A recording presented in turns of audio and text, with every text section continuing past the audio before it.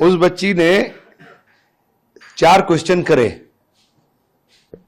एनटीटीए में, उसने डाला के साहब मैंने ये अटेम्प्ट किए थे और ये मेरे सही हैं, मेरे सही हैं। उसने आकर मेरा 2 बार डाल चुकी, लेकिन एनटीटीए से कोई जवाब नहीं है।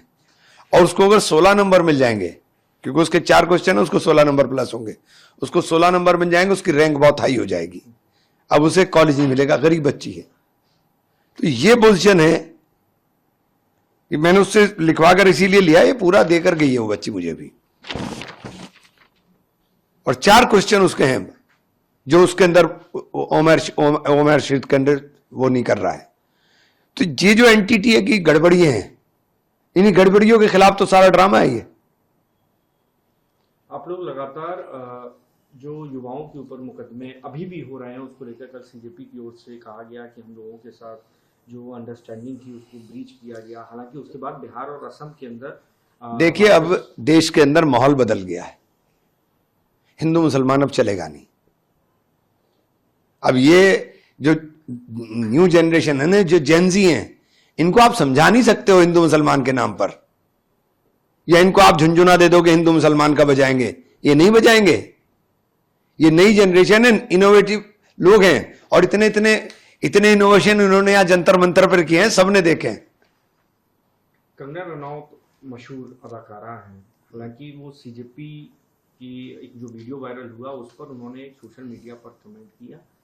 कुछ सवाल उन्होंने पूछे हैं, जैसे कहा, शुरुआत वो करती हैं कि छी आखिर इन लोगों को पैदा कौन कर रहा है, परवरिश कौन कर रहा है, ये पूरी दुनिया में अपनी गंदगी, कचरे और बदसूरती का शिकार बना रहे हैं। इस तरीके के शब्द। आदमी को अपने अंदर देखना चाहिए, वो अपने अंदर देखें कि वो क्या है, फिर दूसरों के ऊपर इल्जाम लगाएं।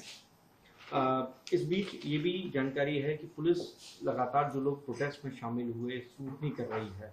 करीबन 980 के अराउंड ऐसे लोग वहां मिले हैं जिनके ऊपर मर्डर, रेप मामले हैं।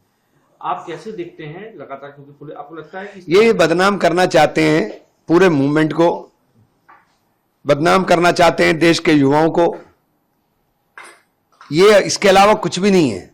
और अब ये शुरू हुआ है। ये एनटीटीए की एक छोटी सी चीज दिखाई मैंने आपको, गरीब बच्ची अभी गई है मेरे पास से, मैंने कहा बेटा लिख के दे दो मुझे, देखता हूं क्या कर सकते हैं।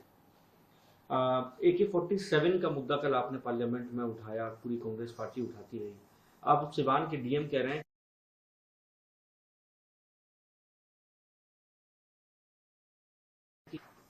नहीं थे तो फिर ये कहां से आए?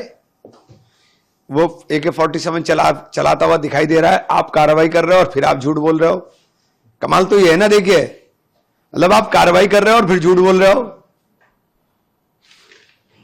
जौहर यूनिवर्सिटी को लेकर जो डिविजनल कमिश्नर की कोर्ट है वो स्टे लगा दिया है मामले में।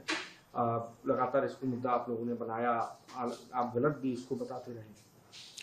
देखिए, अगर इन्होंने ये कुछ भी करने की अब कोशिशें की तो न्यू जनरेशन जवाब देगी। वहां भी बच्चे इकट्ठे हो गए थे, आप चलाइए, पहुंच जाएंगे महारामपुर में, चलाइए फिर गोली।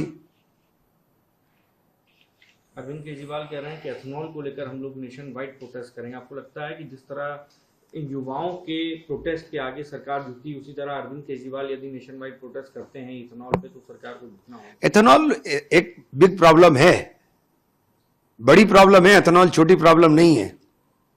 और ये सरकार जो कुछ कर रही है, जो हमारी विदेश नीति का इन्होंने बैंड बजाया है, उसका खामियाजा देश को भुगतना पड़ेगा। ये बाबल मंदेब बंद हो गया, 10,000 किलोमीटर जो ट्रेवल करना पड़ेगा तेल के लिए। अभी आप देखिए 2 महीने में, अगर ये 2 महीने बंद रहेगी, हालत क्या होगी। टोटली फेलियर सरकार है, टोटल फेल सरकार, किसी मोर्चे पर कामयाब नहीं।